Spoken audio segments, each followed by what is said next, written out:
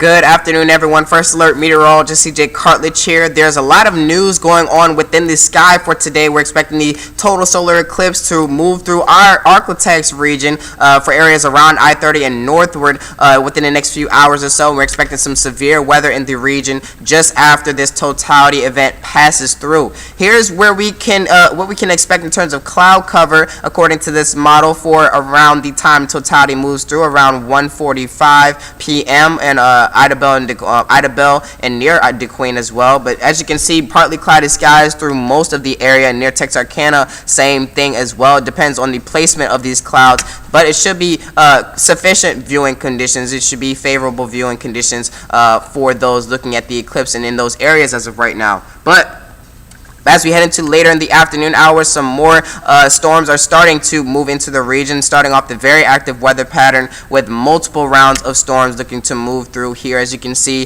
these storms become a little heavy for areas north of I-30 for late on Monday evening into Tuesday, early Tuesday morning. This system does look to track down to around the I-20 corridor and stall a little bit before another system looks to be arriving from the west and impacting those possibly driving home on the afternoon commute back home. As you can see, some heavier storms look to be tracking eastward across the area, but we get a little bit of a break from the rain showers before another system arises by the time we're waking up on our Wednesday morning, bringing us some more possible severe weather. The hail does look to be the highest threat for severe weather, as well as the damaging winds and the flooding being also a primary threat here, as we're expecting some hefty rainfall totals, which I will talk about in just a second here. This last system does look to be turning in a low pressure like counterclockwise like pattern, as you can see, whipping around some more showers as we move into late Wednesday night into early Thursday morning. As we're waking up on Thursday morning, though, we look to be under much clearer conditions around the Arklatex.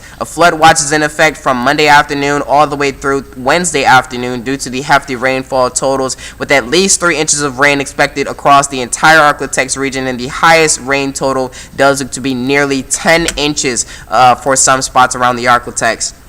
Updated severe risk encompasses an enhanced risk for those within the East Texas portions, all the way extending to some portions in the eastern side of the I-20 corridor, encompassing Shreveport, Longview, Mount Pleasant, and Nacogdoches in those areas. A slight risk of severe weather for those areas outside of that brown region, and a marginal risk for our extreme northern portions of our region. For Tuesday, we're expecting another enhanced risk of severe weather down to the south and east, and encompassing those from all the way from Nacogdoches County into Natchitoches Parish, and for Wynn Parish as well, as we're expecting some more severe storms on Tuesday. Multiple rounds looking to move through on Tuesday as well. The rain chances for today looks to be heightened here in Shreveport as we get into the late afternoon hours. Temperatures looks to be rising up into the upper 70s, if not the lower 80s. 81 for Shreveport.